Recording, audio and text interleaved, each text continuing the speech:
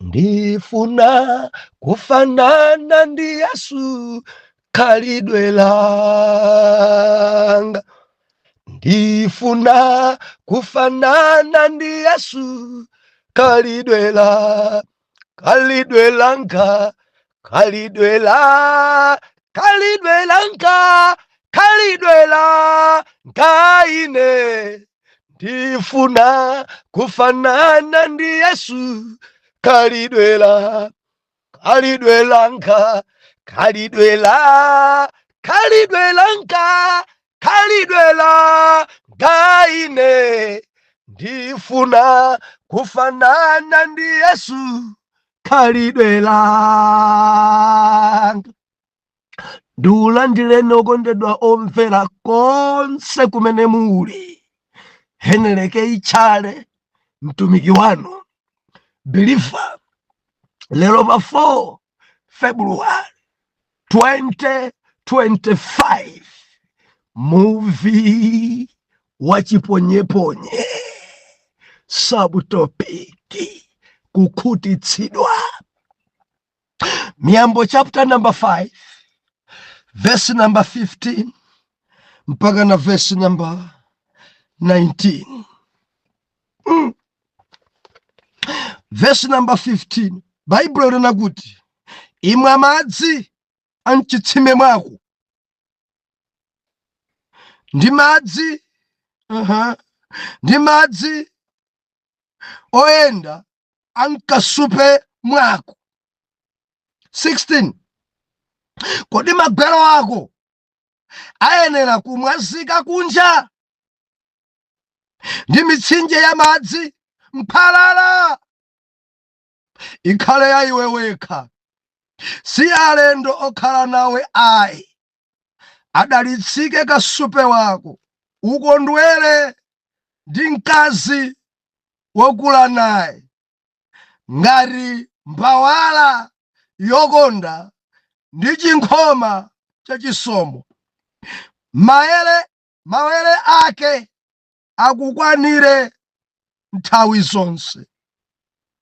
Ukondwere ndi chikondi chake osalekayi. Atate, ulemelero, maramando ndi mayamiko zipite kumpando wanu. Inu ngwankulu, inu ngodabwisa. Tilinso pamaso panu, tilankhuleni Mulungu.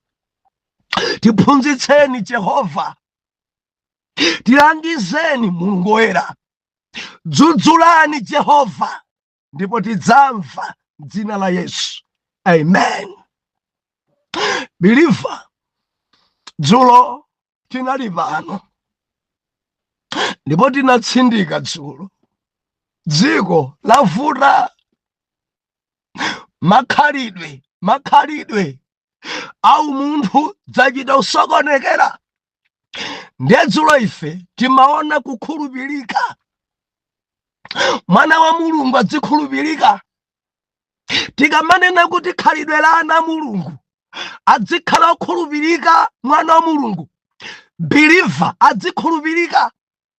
Kukhulupirika pa machitidwe ake, usamafike pochita kukayikitsa. Kukhulupirika ukapasidwa zinthu. Kukhulupirika kumabwezera chenji. Kukhulupirika kumalipira mbasi. Kukhulupirika tikukamba za kukhulupirika ukamagula zinthu. Ndimafuna ndinene ndinu amene mumatumidwa kulipirana mukagula zinthu za chalichi. Mwina kuli msonkhano, mudzikhulupirika kugula za ku msonkhano. Mukumaphatikiza pa risiti ija mukugula zinthu zina za ku nyumba kwanu. Malo mwagula za ku chalichi za ku msonkhano mukumaphatikizaso magolosale anu. Bwanja kuti sobo anga ku nyumba kwatha, taphatikizani pa risiti imene ya chalichiyo. Dzigwirizana. Ndinene ndinu akumpando, dzigwirizana. Ndalama za mpingo zigwirizidwa ntchito ku mpingo. Wae mwagulira kologeti wanu. Wae mwagulira sopo wanu.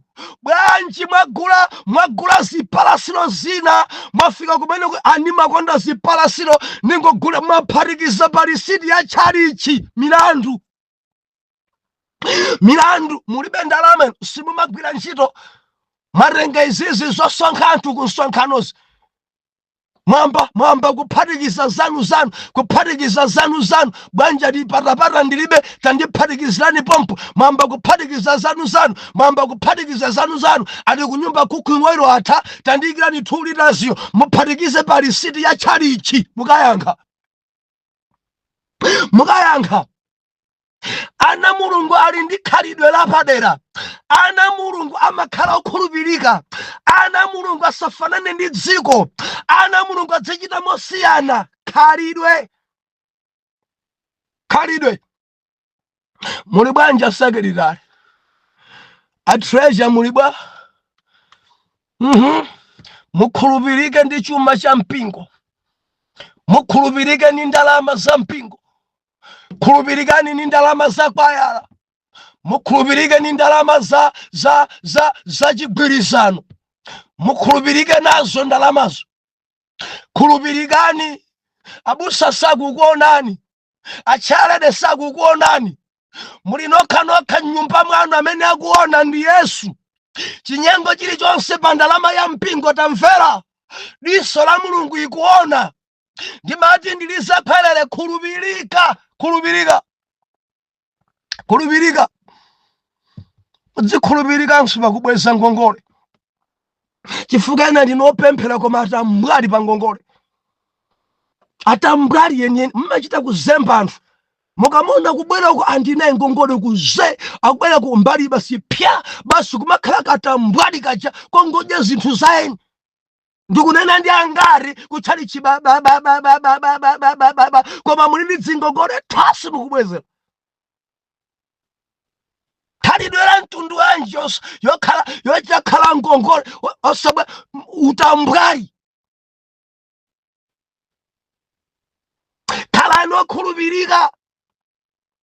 Tindopemphera mpiri lero dzatambwali za ngongole. Taina ni manena pano ukangokumana naye bwanja ta mbale tangoyembekezera kumwamba kukatiyendera. Mbale tangoyembekezera tufuna chisomo chichuluke chisomo tambwali. Mubwezere mudadya zaena. Mubwezere ende anzanu ena ngopemphera sakukukumbutsani maga chifukwa mwina upanga manyazi koma mumandidabwisa kwa mpiri nthawi zonse mukakumana naye simumakhudzika koma mudanjera zake. Tambwali khalidwe lanji longodya za anthu. Simungakhulupirike pobweza ngongole. Simungakhulupirike nzanu mudamtengera golosaleja mudatenga katundu wambiri mpiri koma simukupitako pano mwamba kunthawa kena kumwambaso kunsinjirira amenoja nzeru alibe yaye samatha business mutu aje sumagwira pamene mudankongola simudambwezere. Khalidwe la mtundu wanji muli nayo. Muvi wachiponyeponye ndiwe mulaliki wa mtundu wanji osabweza ngongole. Mudagulira akazanu dresi simudabweze. Mulaliki wa mtundu wanji osabweza ngongole. Ena mpaka na kukongola Bible osabweza. Muli ni ngongole ena mudakongola ufa. Muli ni ngongole mudakongola anzanu kuntchito. Muli ni ngongole mudakongola chitsulo cha galimoto. Muli ni ngongole balance simukubweza. Wina dakonza nyumba yanu mpaka na pano simukumpasa. Tambwali mudakongola wina mudagula somba mudagula ndiwo mpaka na pano simudabweza. Ni matindi nene peleka khala nayo khalidwe lokhulupirika kumabweza ngongole. Uzichuka kuti ukamatenga za munthu mabweza. Koma dzanthu dzina zimachita khomodwisa. Dzija timati chapananga ndi Jeratu kuchikwawa kuli malo awiri amenewa. Chakumtunda uko kuli chapananga. Pachikwawa penipeni pamatchuka kuti Jeratu. Ndedzi anthu dzosabweza ngongole timadzipasa menera uyu ndi chapananga ndi Jeratu. Akangopananga sabweza.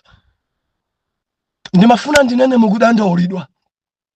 anzana kukudandaulani ende mukalalikira kaya mukakhala mukuimba anthu amanguti atambwale chimbava chosabweza ngongole chimbava mukamadusa ngatumo kama mangatayi yabwino manguti yangongole jeketi yangongole mene chapa sichimabweza ende musika monse muja mudakuongola grocery mudakuongola sugar pena mudakuongola mchere pena mudakuongola sopo pena mudakuongola chani usipa moto nsaja kakhala kupangana bwanja ndi chimfiri chifuna chitibolokesa chitibese business bwanji muvulo wempali imene mutayamba kubweza bwa pang'ono ena banki konde mudakuongola simudapeleke simungakhulupirike ena mudede kuthana nazo ngongole mpaka na mudapita ku South Africa ndibwereze muvi uponyede pamenepa ndalama ya passport ya ngongole ya transport ya ngongole mpaka na mwafika kuja mulitondovilo mwasintha nambala nimati ndinene olo mwasintha nambala koma Yesu akudziwa zina kukuvuraniku akukudandaulani ndalama mudakuongola munthu ovurika naye agona njala koma passport yanu mudakuongola wina abale yanu akuvutika mwasintha nambala nimati ndinene ubweze ngongole bweza ngongole khulupirika haleluya inu amene mudachita pasidwa ndalama zambirimbiri chenje osabweza mulungu akulankhuleni inu amene mmanguyenda mabasi osalipira mulungu akulankhuleni kutola cha munthu koma osapereka kubisa pomwepo kuzimisa foni mulungu akulankhuleni mudzikhulupirika mukapasidwa kalata kuti kalata iyi mukaifikitse kwakuti osamayimasula mkati mwa njira khulupirikani foni siyani mukulowa kuma message mufuna muoneko chani mukumalowa kuma message awina mufuna muone chani andifuna ndione kuti amacheza bwanji ndi anthu zikukhudzani ndi cha zikukhudzani ndi chani mpaka ne mwalo wakugale kwa nzanu ndemo ambaso yayi zithunzi zaje sakhalangani mayi wachigwirizano ayi zithunzi zawo za mufoni mwawo akhalangani samalalikira inu muli ndi vuto anyamata tinaona dzulo Yesu akuapasa madzi mukapereke kwa mkulu wa ukwati adatenga madzi mpaka nadafika nayo kwa mkulu wa ukwati sadamwe munjira sadawalawe kukhulupirika nkumeneko zikadakhala dzalero zikadakhala bwa akadakambirana mbale kodi madzi amene akumveka bwanji tatu ngati ndife kwayika mu mbiya 6 zija talawa pang'ono wina akadakoka pang'ono kwe kenako akukoma wina tabweresa kuno ndikokeso kwe akukoma motikapu imene ikadafika theka ikadafika madzi aja ali pansi kwambiri anyamata alerowa akadamwa azimayi alerowa akadamwa koma anyamatawa apa ukwati kukana ku Galileya adakhulupirika ndi madzi amene Yesu adauza mukapase mkulu wakwati madzi adafikadi kwa mkulu wakwati pakusowa pemphera akhalidwe lotele muvi wachiponyeponye lero tikunena kuti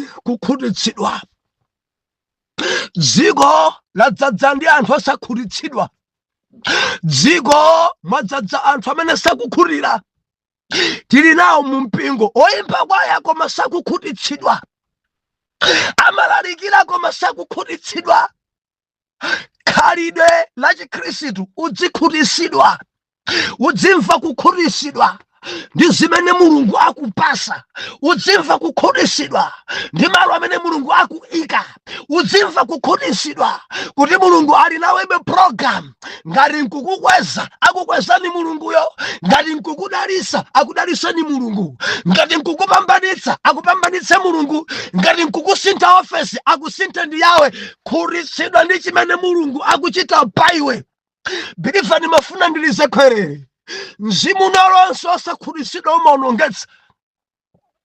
umaonongetsa chinzimu chosakhutitsidwa chimaonongetsa zinthu biliva ndidaonera ine mkazi wa Potifara anali pa banja labwino mamuna wake nduna mabiliyoni antchito ambirimbiri zimagalimoto zoyendera koma chifukwa cha mzimu osakhutitsidwa adasilira nyamara Garden boy, Nyamata, okoropa nyumba, Nyamata size ya mwana wake, Nyamata, mpaka na kumfilira maso, dovu, nika mwana kakang'ono, kusakhulitsidwa. Kudziko kuno kukuchitika phada, kudziko kuno kukuchitika nyansi, kudziko kuno azimayi akuluakulu akugonedwa ndi ana, azimayi akuluakulu akufulira ana, azimayi akuluakulu sakudzilemekeza, azimayi akuluakulu zimene kuchita zomvetsa chisoni.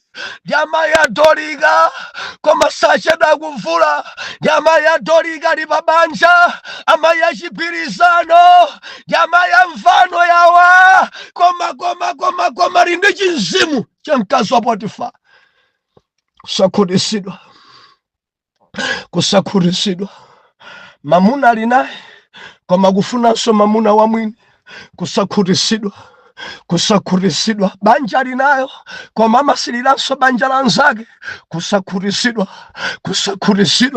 Ati banja damuna ngawa ngoche pathupi kwambiri, ndikufuna chimamuna chonene pako pang'ono. Kusakhutitsidwa.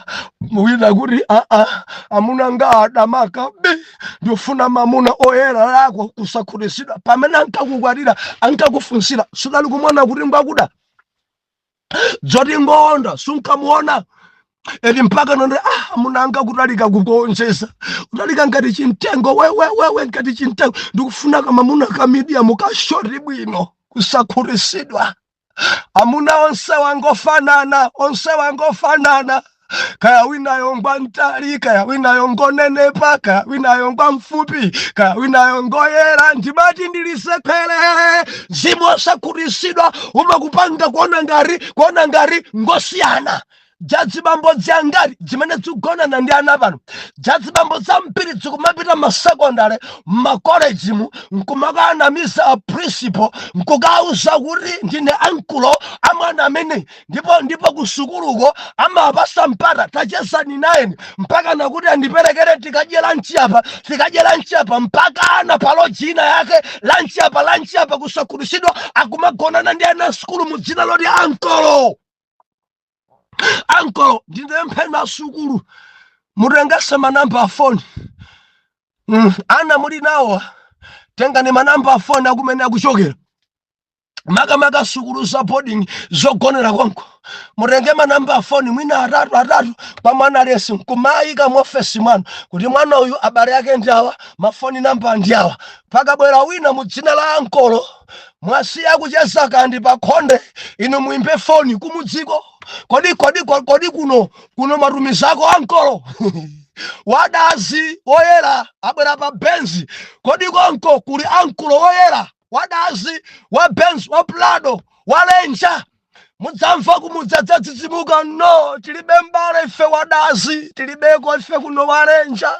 Achokera kuti ndiye mpitsikeni ni mafunso, ndipo musamulole kuti atuluke mumuyitanire a polisi kuti uyu mutifunsira bwino. Wankulo wake ndi mwana sukulu ulipati, mudzamuona dzadziluma lilime mpaka nadzamba upepesa pali dzidya makanda dzambiri zosakhutitsidwa zusiyaka zawo m'mudzi dzikumayendera ana asukulu. Wina tumiza mwana wake, mwana wanga aphunzire mawa adzadzimire payekha, mwana wanga aphunzire mawa adzatigwire pa mkono, mwana wanga aphunzire adzagwira bale yake. Antumiza ali ku college, makoleji ena ndi private, ndalama zake zodula, koma chizibambo china chombwambwana chikupita kasokoneza mwana wa wina. Ufiri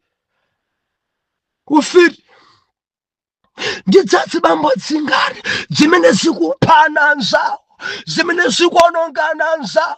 Mwana uyu akuchokera banja losauka, pawo ndi nthuthumula kulibe, sikulu fees yachita kulowera ndi boma ndi mabungwe kuti mwana amene akhale pa college, endi mukupita kumeneko mukukampasa mimba. Ufiri. Ambuye akulankhuleni. Ufiri. Kusakhutitsidwa.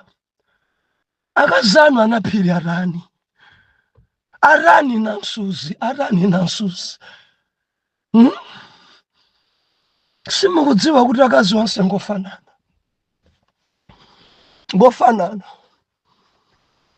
ngofanana msambiseni nsoni wanu munsambise. Kudziko kuno kuli dziyanthu dzimangofuna zinthu zokonza kale kuti wakonze wakhasamata dzalesi dzatambwale na ukusilira mkazi wanzako ifo choti amukonza amveka bwino akunsambitsa ampanga zonse mkazi akuoneka bwino kwambiri wanu ujanso mutafatsa mutayamba kunsambitsa mgulireni dzapamwamba avale mkazi wanu ujasungwa bwino kwambiri koma chiwanda ndi chinzimu chosakhutitsidwa mumasiya akazi anu kwaona ngati si akazi eti nkumachezani mkazi wake nkumanena mbwerera. Kazi wanga kudziko kuno kuli akazi bambo, kuli akazi abwinobwino, kuli akazi okongola kwambiri, kuli akazi iwe ndipanje iwe ndipanje kuli akazi mkazi adzimva bwanji chonchi ndikunyoza atu ndi mwana umene mukamanene ndi akazi anu kudziko kuno kuli akazi iwe ndiye panja mutanthauza chani Mr. Chimwala? Mukutanthauza chani Mr. Chintengo? Mukutanthauza chani abambo achinkono? Ndilisekhwelere abambo achinkono khutisidwani ndi akazanu. Khutisidwani. Muone mzungu akukopeni mtima, muone uyiwari bino akukopeni mtima, muone kena kansikana kamatewe kakukopeni mtima, muone kena basika kafupi kondenepa kakukopeni mtima, muone wina dibwiri mtima wanu uzithatha kumfuna, muone wina wayera mwatamene ibasaleme ayenera ine sikaniri yonse kusakhutitsidwa ndi vuto. Nivuro tawerenga mawu kumya Bible yachita kutsindika ana mulungu tikhale bwanji, ana mulungu tiyende bwanji, tichite bwanji ngati ana mulungu. Bible yuchita kulangiza kuti bwa imwa madzi amchitsime mwako. Azibamba mundimva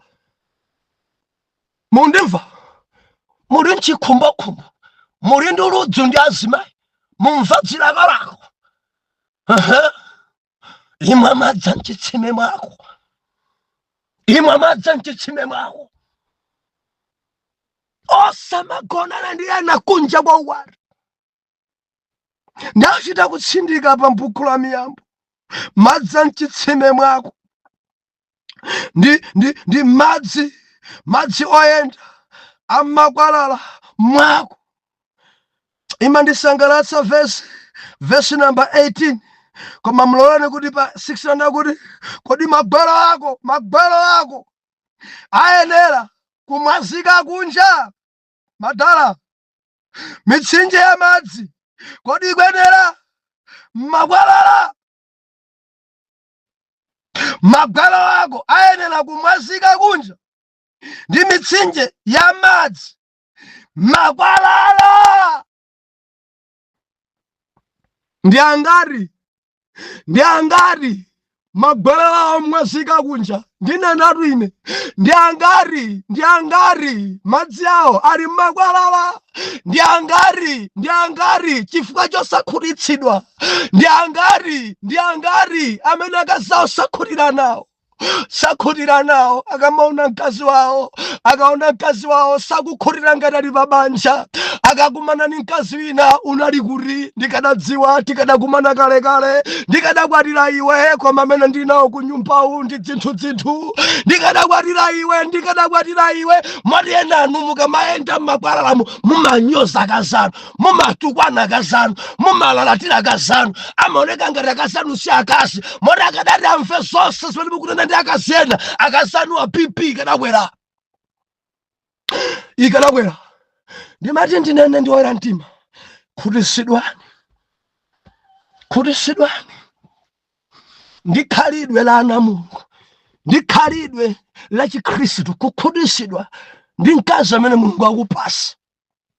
Mudzikhutisidwa naye mkazi amene akupasani ndi Jehova, mkazi amene mukhutisidwe naye. Haleluya. Verse number 18 akunena kuti adalisike kasupe wako ukondwere ndi mkazi wokula naye. Mamidzimu muli nkhani atakhala kwambiri nthawi yayitali abasi fandipezeke na kanjole kena kati. Bible nakuti ukondwere ndi mkazi wokula naye, mkazi wa ubwana wako. Kondwera naye nkumene kuli golide wako. Mkazi amene akuti ukondwere naye ndipo achita kutsindika pa ukondwera naye akuti mabele ake adzikukwanira. Kaya mabelewo adagwa udagwesa ndiwe, mabelewo kaya ngosayima udagwesa ndiwe, kaya koneka ngati patapata udagwesa ndiwe. Pamene munkampatira bele idali yoyima beleyi idali yoyima yokwana bwinobwino mu bla bele yoyima bwinobwino. Koma mutayamba khala malo amodzi nkubereka ana beleyo simayima. Ndimati ndilizekhwelere tamvera mwana Mulungu. Bere mkazi akangobereka sikhalaso yoyima, imagwa.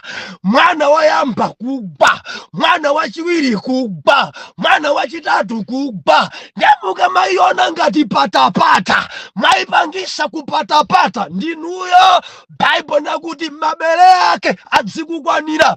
Udalisike mmabele amene osamakonda kugwira mabele akazi ena, akazi achilendo. Ayi, osamakonda kugwira mabele atsikana kuti ngoyima. Mabele amkazi wako, mapatapata ako udziagwira amene, udzidalisika ni mapatapata amene, udzidalisika ni mkazi wako. Khulupirika, khulupirika, khulupirika. Haleluya. Yupitiriza pakundikomera pamene verse number 19. Oh haleluya. Ngati mbawala yokonda ndi chinkhoma cha chisomo, mabele yake maere ake akukwanire nthawi zonse. Ukondwere ndi chikondi chake chosalekeza, ukondwere ndi chikondi cha nagamba, ukondwere naye na phiri wako, ukondwere naye na chithidzi wako, ukondwere naye na msuzi wako, kondwera naye na mtengoyo ndi wako na chimwalayo. Ndimati ndi wako na chiwomboyo, ndi wako na gamayo na bandayo. Kondwera naye na jereyo. Ndimati ukondwere naye ndipo khutisidwe ndi mabele yake na jereyo. Olo agwa ndi mabele yako na jereyo. Olo akoneka ngati akalamba. Tamvera, makalamba limodzi, makalamba limodzi. Haleluya. Khutisidwani maso mwa bwanji takhutisidwani, mkhutisidwe naye. Bible kundisangalatsa kwambiri ati ukondwere ndi chikondi chake, udzikondwera naye, udzidalisika naye. Magwero ako akwenda mwazika kunja. Zona lero gone nduyo, mawo gone nduyo. Usukudzicho saulemu, sukuona pamene udzicho saulemu. Milomo yako akumshanshaune anthu angati. Sikudzicho saulemu kumene. Ndikudandaulira ni madala khalidwe la Chikhristu. Mkazi mmodzi adzikukwanira, udzikhutisidwa naye. Akazi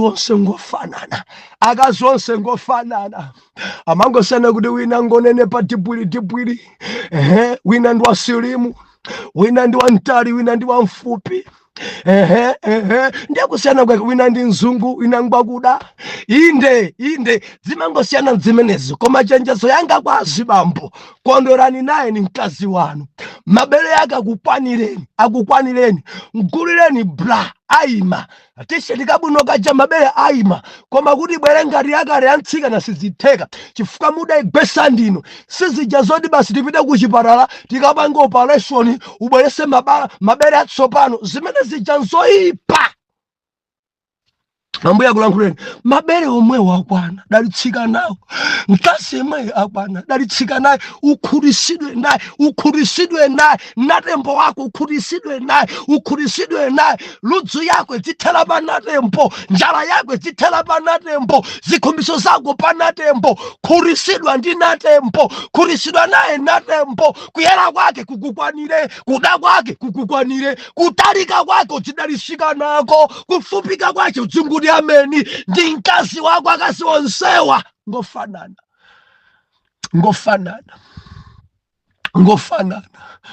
ngofanana khalidwe la Chikhristu kukhulisidwa. Ena chifukwa chosakhulisidwa pachuma adapita katenga ndondocha dzimamala, tilemere mwansanga sizi muli akapolo siku kuyamwisa zinjoka, simungakhutire ndi zimene Mulungu akupasani. Bwanja udindo mene ndikhalibe pamwamba sizi mwamba okhulupirira sing'anga pa nyumba pano pambabwera sing'anga. Ndimafuna nene khutirani ndi mamiliyoni amene muli nawo, khutirani ndi udindo amene Mulungu akupatsani. Mulungu amene akupangani squeeze ngati ndayale mwake adalemba kuti kumalira kwanu mpaka namutagula yanu lenja biliva tamvera udzayendera, kumalira kwako mpaka na utakhala general manager zidzachitika. Usavurike ndi dzimankhwala khulisidwa ndi zimene Mulungu lero akupasa, ndi zimene zozo mawa akukweza khulisidwa, mawa akuchita dzokoma khulisidwa. Ukhulisidwe koma ngati sukhulisidwa tamvera dzikuyika m'mavuto kwa mpiri. Kamfunseni mkazi wa Potifara dzidamuyika m'mavuto kusilira mu Hebiri. Nyamata Joseph kamaloro atakasilira kamwana kadakagwiririra, nyamata yadakana bwana ineyo ndikuti sitingagonane. Asoyeka nyamata olimpa mtima okhulisidwa ozidziwa chimene ali kuti sindikugonana ndi akazi akulu. Janyamata za mpiriro zumagonana ndi saizi ya mayawo, saizi ya gogo wawo. Janyamata za mpiri zugonana ndi akazi saizi ya mbuyawo. Ndimati ndinene nyamata tamvera khulisidwa. Choka kwa nkhalambayo, choka kwa mzimayi wamkulu akupasa matsoka. Dikira banja lako, dzalowe mbanja lako. Muvi wachiponyeponye bwanji mmawa mundilondole. Atate dziko lidadzadza ndi anthu amasomo amwamwa, ladzadza dziko ndi anthu osakhulisidwa. Kuleka kuti adzimayi ambiri osakhulisidwa ndi amunawo amafuna nyamata wati athamangise magazi. Pali zazibambo za mpiri zimafuna atsikanawa woti athamangise magazi. Ndikupemphera mu dzina la Yesu kuti mzibambo uyuyu akhulisidwe ndi mkazi wake, mabere mkazi wake ampanire, kuyera ndi kuda, kutalika ndi kufupika, kunenepa ndi kuchepa thupi kwa mkazi wake akhulire nako. Mochita zimenezo mzimwera pali aliyense amene oyera mtima. Muyuda adziwika ndi kukhulisidwa, uyu sadzikhulisidwa. M'dzina la Yesu oyera mtima tiyankhe kuti amen and amen.